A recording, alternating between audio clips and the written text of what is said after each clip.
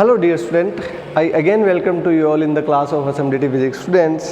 आज जो अपन topic discuss करेंगे उसका नाम है एप्लेनेटिक्स पॉइंट, दैट मीन्स अविपत्ति बिंदु। देखिए स्टूडेंट, इसको अपन पहले इसकी डेफिनेशन जानेंगे और उसके बाद इसका एक मैथमेटिकल क्या करेंगे, डेरिवेशन करेंगे। ठीक है स्टूडेंट, एग्जाम पर्पस के अकॉर्डिंग ये इंपॉर्टेंट है स्टूडेंट, एग्जाम में पूछा गया है और पूछा जाता है, डिपेंड करता है स्टूडेंट कितने नंबर में पूछा जाता है। ठीक है स्टूडेंट, कई बार 1.5 में भी पूछता है और कई बार 3 नंबर में भी इसको पूछा जाता है। ठीक है, तो डियर स्टूडेंट्स, सबसे पहले अपन एप्लेनेटिक पॉइंट्स को पढ़ने से पहले एक छोटा सा मैं आपको एक एग्जांपल बताता हूँ। उसी एग्जांपल से आपका क्या होगा, परिभाषा बनेगी। ठीक है, देखिए मैं सीधी परिभाषा नहीं लिखूंगा, बट जिससे आप समझ सको तो उसके लिए अपन एक एग्जांपल से समझते हैं। ठीक है डियर स्टूडेंट, तो देखिए स्टूडेंट, जैसे मान लीजिए एक गोलीय अपर्तक पृष्ठ है। अब पृष्ठ कौन सा होना चाहिए डियर स्टूडेंट्स, गोलीय।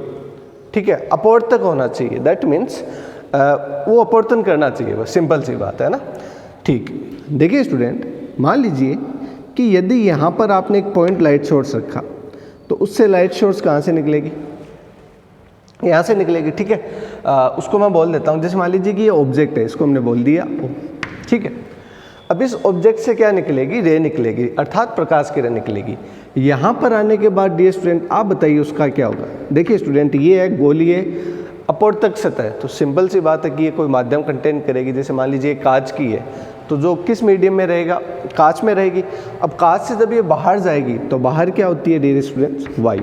क्या होती है, वायु। तो वायु का अपवर्तनांक मान लेते हैं μ2, और ये कांच से आ रही है, तो एक माध्यम से दूसरे माध्यम में प्रवेश कर रही है, तो अपने मूल मार्ग से क्या होगी, विचलित होगी। कौन, प्रकाश किरण। ठीक है डियर स्टूडेंट, तो दैट मीन्स कि मान लीजिए कि यदि मैं अभिलंब ड्रॉ करूँ एक ऐसे, जिसको मैं सी बोल दूँ। ठीक है, तो अभिलंब की तरफ झुकेगी या अभिलंब से दूर हटेगी, दूर हटेगी, क्योंकि सघन से विरल में जा रही है तो ये दूर हटेगी, दूर हटेगी। और जब आप इसको पीछे की तरफ बढ़ाओगे तो यह किसी और बिंदु से आती हुई क्या होगी, प्रतीत होगी। दैट मीन्स जब आपको ये जो ऑब्जेक्ट है वो यहाँ नहीं, कहाँ दिखाई देगा, यहाँ पे दिखाई देगा। ठीक है, तो स्टूडेंट्स O और I समझ रहे हो, ये पॉइंट O और ये पॉइंट I, ये दोनों पॉइंट क्या कहलाते हैं, एप्लेनेटिक पॉइंट। क्या कहलाते हैं स्टूडेंट, एप्लेनेटिक पॉइंट, दैट मीन्स अविपत्ति बिंदु। अब इसकी परिभाषा क्या होगी, ये तो हमने एक एग्जांपल से समझा। ठीक है, तो इसकी परिभाषा ये होती है स्टूडेंट, जब कोई प्रकाश किरण किसी गोलीय पृष्ठ से किसी गोलीय अपवर्तक पृष्ठ से,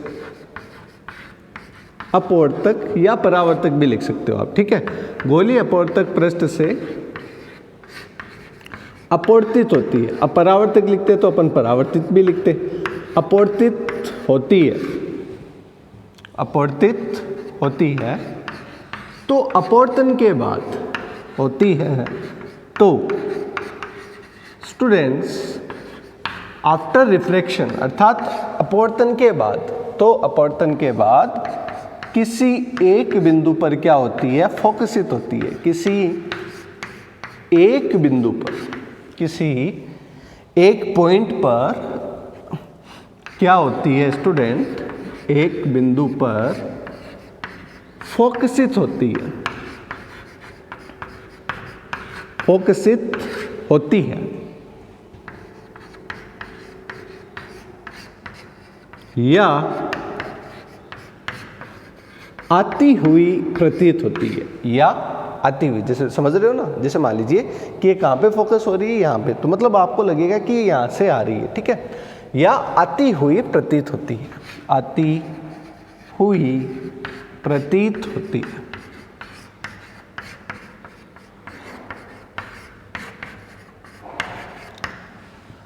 तो आती हुई प्रतीत होती है, तो बिंब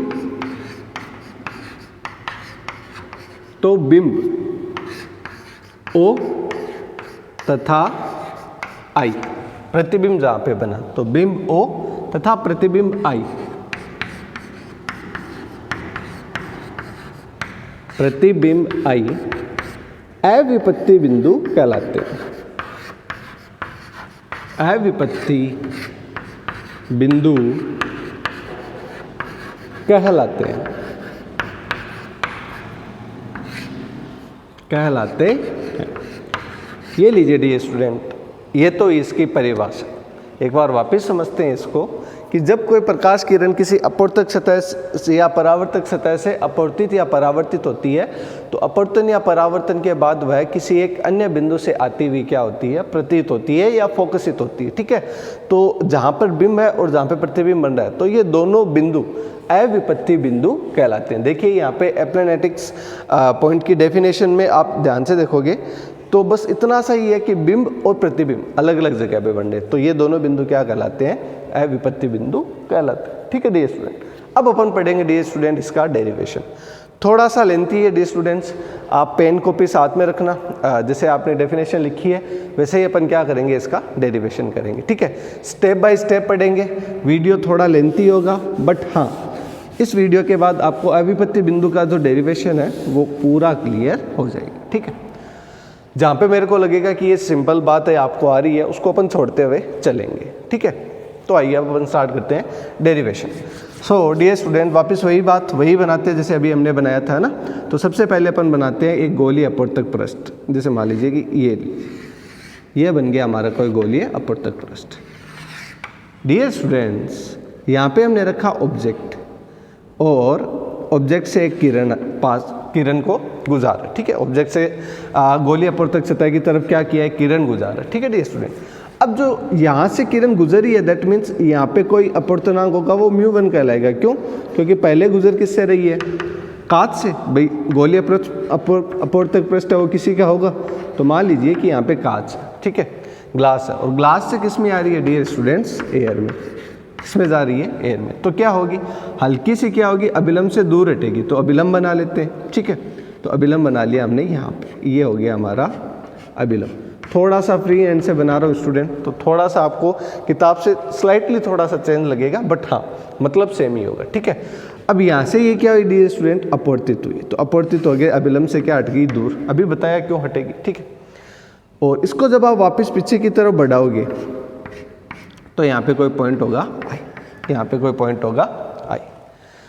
सो डियर स्टूडेंट्स, यहाँ पे सी का मतलब है जो गोलीय पृष्ठ बनाया आपने, जिस गोले का सेंटर, मतलब जो गोलीय अपवर्तक पृष्ठ बनाया उस गोले का सेंटर क्या है, सी। तो ये सेंटर और ये circumference, that means dear student AC कितना होगा, आप सोचो। केंद्र से अपन परिधि को मिला दें तो AC कितना हो जाएगा, R। ये आगे यूज करेंगे अपन। ठीक है, पहली बात। दूसरी डियर स्टूडेंट, OC जो अपन दूरी लेके चल रहे हैं, OC अर्थात बिंब से केंद्र की दूरी, वो है डियर स्टूडेंट R/μ। कितनी है डियर स्टूडेंट्स, R/μ। ठीक है, अब अपन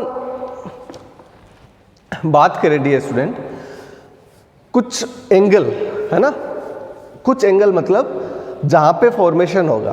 तो देखिए ये इंसिडेंट की रे और ये नॉर्मल, इनके बीच एंगल क्या बनेगा, आई। क्या बनता है, आई। और ये नॉर्मल और ये रिफ्लेक्शन एंगल तो कितना बन जाएगा, स्मॉल r। ठीक है, तो ये बन गया डियर स्टूडेंट आई और ये बन गया r।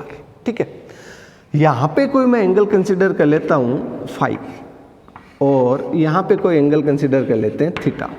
ठीक है, थोड़ी सी मैथ है डियर स्टूडेंट, थोड़ा सा मतलब लेंथी है बट हाँ आपको समझ आ जाएगा पूरा। ठीक है, थीटा और फाई को हमने माना है। ठीक है, ओके। अब डियर स्टूडेंट त्रिभुज कंसिडर करते हैं ACO, त्रिभुज ACO।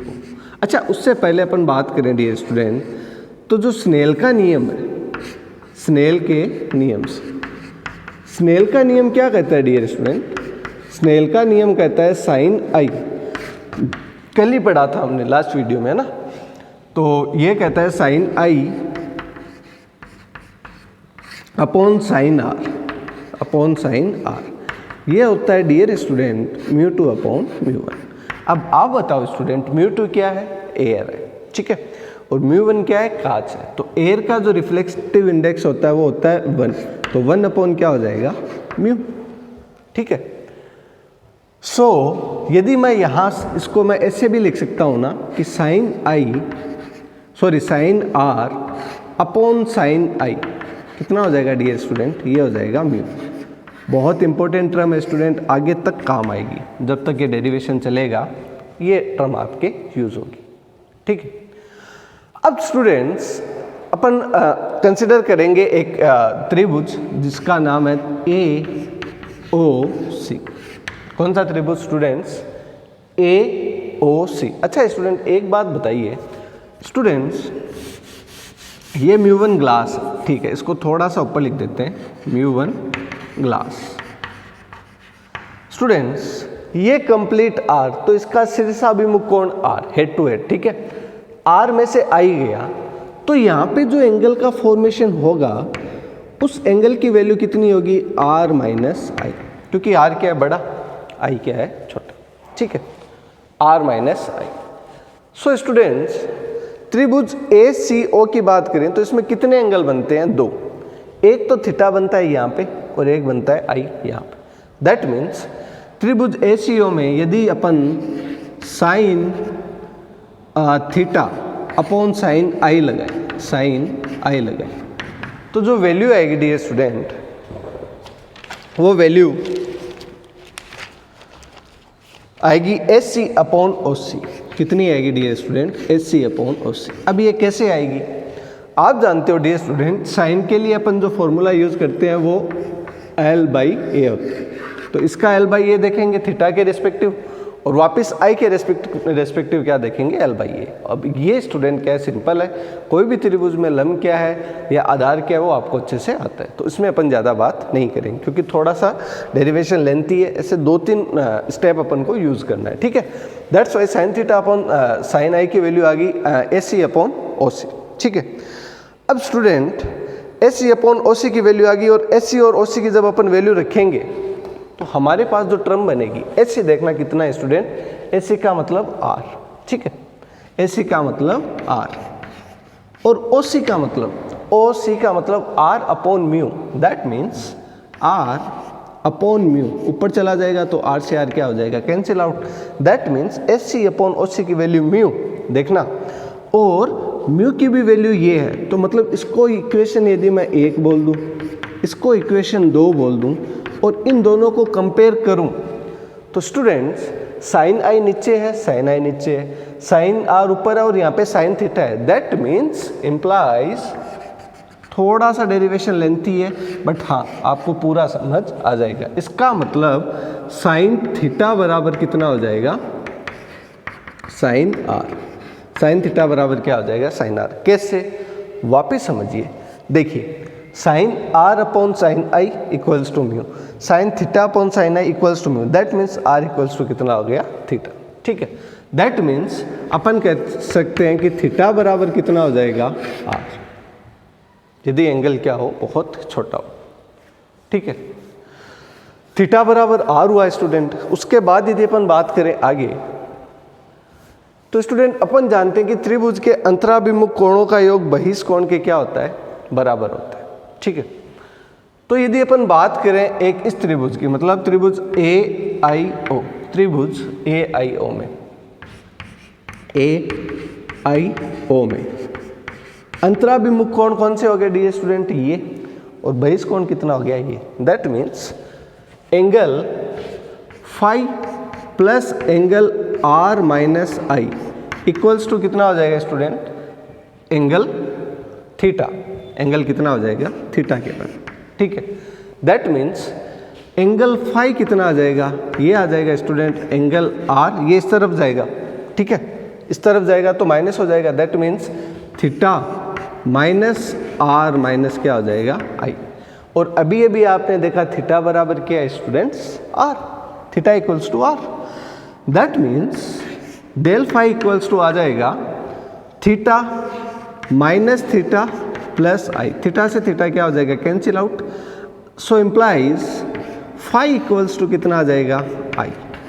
फाई इक्वल्स टू क्या आ जाएगा? आई। दैट मीन्स कि यहाँ पे जो एंगल का फॉर्मेशन हो रहा है वो इंसिडेंट एंगल के क्या हो रहा है? बराबर। फाई इक्वल्स टू क्या आ जाएगा? आई, ठीक है। अब स्टूडेंट इसके आधार पर यदि एक डायग्राम बनाना चाहे अपन, देखिए थोड़ा सा मिटाना पड़ेगा डियर स्टूडेंट, ये ऊपर वाला है ना, इतना इतना पार्ट पर ये पूरी परिभाषा अधूरी रह जाएगी। चलिए डियर स्टूडेंट एक छोटा सा डायग्राम बना लेते हैं अपन, ठीक है, बाकी यूजफुल है इसलिए बना रहे हैं अपन, ठीक है। चलिए बाद में बना लेते हैं, अभी इसकी कैलकुलेशन पूरी कर लेते हैं। देखो बाद में लास्ट में बना देंगे, ठीक है। तो थीटा इक्वल्स टू आई आ गया। तो डियर स्टूडेंट, अब मैं यदि बात करूं एक त्रिभुज ए आई सी, अब देखना त्रिभुज ए आई सी स्टूडेंट्स कहाँ पे आएगा, ये आएगा ए सी आई, दैट मीन्स बड़ा वाला, ये वाला, ठीक है। ये हो गया ए, यहाँ पे हो जाएगा सी और यहाँ पे हो जाएगा आई। अब ये स्टूडेंट आई एंगल है, इसको अब अपन क्या नहीं कंसिडर करेंगे, फाई कंसिडर नहीं करेंगे, ये आई एंगल है। और आर बराबर क्या आया था स्टूडेंट, थीटा, ठीक है। तो यहाँ पे जो एंगल बनेगा कंप्लीट वो किसके बराबर बनेगा, आर के बराबर। क्यों, क्योंकि अपन बड़ा वाला लेके चले, ये बीच वाली लाइन भूल जाइए। तो बड़े वाले में तो ये तो शीर्षाभिमुख कोण है ना, तो ये एंगल कितना हो जाएगा, आर, कितना हो जाएगा, आर, ठीक है।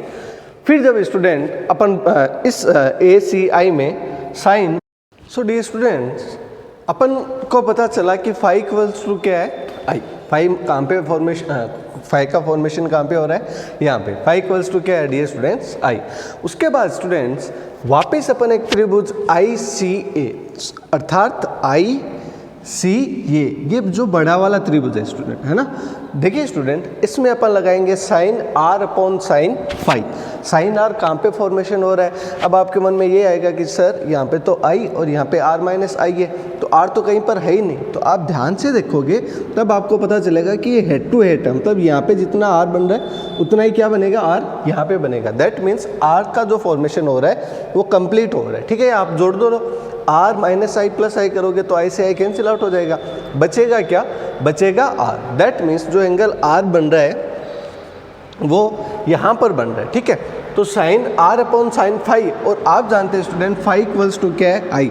That means students sine are upon क्या हो जाएगा, साइन आई, और ये होता है स्टूडेंट म्यू। क्या होता है, म्यू।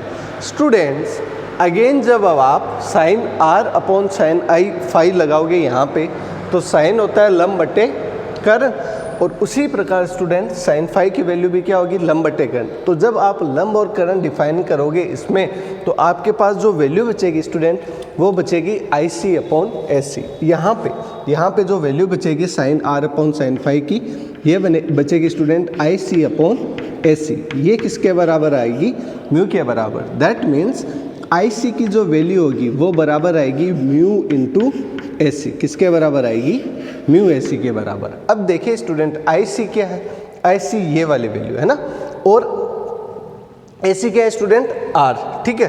तो दैट मीन्स स्टूडेंट्स आई सी की जो वैल्यू होगी वो किसके बराबर आएगी, म्यू आर के बराबर। किसके बराबर, म्यू आर के बराबर। इसका मतलब ये जो वैल्यू होगी ये होगी म्यू आर, और ये अपन लेके चले थे student R by mu. That means कि आई और ओ की वैल्यू भी आप निकालना चाहो तो इसमें से घटा के क्या कर सकते हो, निकाल सकते हो, ठीक है डियर स्टूडेंट। तो स्टूडेंट्स यदि अपन इस सब डाटा के आधार पर एक क्या बनाना चाहिए, एक डायग्राम बनाना चाहिए, तो वो डायग्राम का फॉर्मेशन कैसे होगा वो देख लेते हैं। बाकी आपका वीडियो कंप्लीट है, एक बार जल्दी मैं आपको रिकॉल करवा दूं ताकि आपको कहीं पे मैथ में डाउट हो तो वो आप क्लियर कर सको, ठीक है। पहले हमने साइन आई अपॉन साइन आर लगाया स्नेल के नियम से, ठीक है। Mu two upon mu one, that means mu two क्या है, एयर है, एयर का रिफ्रैक्टिव इंडेक्स 1 होता है तो 1 बाई म्यू। इसको उल्टा किया तो कितना आया, म्यू। अगेन त्रिभुज ए ओ सी, इसमें लगाए student sine theta upon sine i. Theta कहाँ पे फॉर्म हो रहा है स्टूडेंट, यहाँ पे, और आई कहाँ पे फॉर्म हो रहा है, यहाँ पे। तो लंब बटे कर्ण से जब आप लगाओगे तो आपके पास जो वैल्यू आएगी वो A C upon O C. That means S C कितना लिया हमने, आर, ये कौन सी है, त्रिज्या, ठीक है। तो आर अपॉन म्यू, तो आर से आर कट गया, बचा कितना है स्टूडेंट, म्यू। तो यहाँ पर साइन थीटा अपॉन साइन आई को अपन कंपेयर करेंगे तो हमारे पास थीटा इक्वल्स टू कितना, साइन थीटा इक्वल्स टू क्या आ जाएगा, साइन आर, ठीक है। दैट मीन्स आर बराबर थीटा, ठीक है डियर स्टूडेंट्स। आगे अपन ए आई ओ त्रिभुज में क्या करेंगे, अब अंतराभिमुख कोण बराबर बहिष्कोण करेंगे, तब अपन को पता चलेगा कि फाई इक्वल्स टू क्या है, आई। दैट फर्दर अपन बड़े वाले त्रिभुज में sine are upon sine phi को अप्लाई करेंगे तो हमारे पास बचेगा स्टूडेंट आई सी अपॉन ए सी। उसकी वैल्यू कितनी आएगी, म्यू के बराबर। अब इस पूरे डेरिवेशन में स्टूडेंट सबसे जो इम्पोर्टेंट जो रोल प्ले करता है वो साइन थीटा प्ले करता है, ठीक है। अब आपको ये देखना आना चाहिए कि लंब कहाँ पे फॉर्म हो रहा है और कर्ण करंट कहाँ पे फॉर्म हो रहा है, ठीक है। करंट के लिए सबसे सिंपल बात ये बोली जाती है कि जो सबसे बड़ी भुजा होगी वो क्या होगी, करंट होगी, ठीक है। और जिस पे एंगल बन रहा है वो क्या हो गया, आधार, तो बचा क्या, लंब, ठीक है डियर स्टूडेंट। तो ये छोटी सी बेसिक बात थी क्लास की, 10th क्लास की, बट ये यहाँ पे बताना इतना ज़रूरी नहीं था बिकॉज ये वीडियो क्या हो जाता, बहुत लेंथी हो जाता, ठीक है स्टूडेंट। अब अपन लास्ट क्या कर लेते हैं कि जो हमने रिजल्ट निकाले हैं उनके आधार पर अपन क्या बना लेते हैं, डायग्राम बना लेते हैं, ठीक है डियर स्टूडेंट। तो अब अपन एक जो फाइनल डायग्राम है उसको बना देते हैं और उसके आधार पर हमारे अविपत्ति का जो टॉपिक है वो क्या हो जाएगा, क्लियर हो जाएगा, ठीक है स्टूडेंट। तो देखिए आइए, सबसे पहले हमें क्या बनाना है, गोलीय अपवर्तक पृष्ठ, ठीक है। फिर अपन को क्या रखना है डियर स्टूडेंट, यहाँ पे सी रखना है, सी मतलब सेंटर, ये लंब का काम करेगा। यहाँ पे क्या रखेंगे, ओ, ठीक है। और ये आगे की तरफ ये थोड़ा सा क्या हो जाएगा, रिफ्लेक्ट हो जाएगा, ये पीछे की तरफ बढ़ाओगे तो क्या आएगा, आई पे मिलेगा। ये अपन लेके चलेंगे r/μ, ये फिक्स है स्टूडेंट, r/μ लेकर ही चलते हैं। और ये जो डिस्टेंस होती है वो r, और I से C के बीच की जो डिस्टेंस होगी वो होगी डियर स्टूडेंट μr। ये लीजिए, ये आपके लिए मेन फाइनल क्या बन गया, डायग्राम बन गया। आई होप डियर स्टूडेंट आपको ये वीडियो समझ आया होगा। यदि ये वीडियो आपको समझ आया हो तो प्लीज़ स्टूडेंट इसको शेयर कीजिए ताकि किसी स्टूडेंट को इसकी ज़रूरत हो, दैट मीन्स इस टॉपिक में उसको प्रॉब्लम हो तो वो क्या कर सके, क्लियर कर सके। तो डियर स्टूडेंट आज के लिए बस इतना ही, मिलते हैं नेक्स्ट वीडियो में, तब तक के लिए बाय बाय।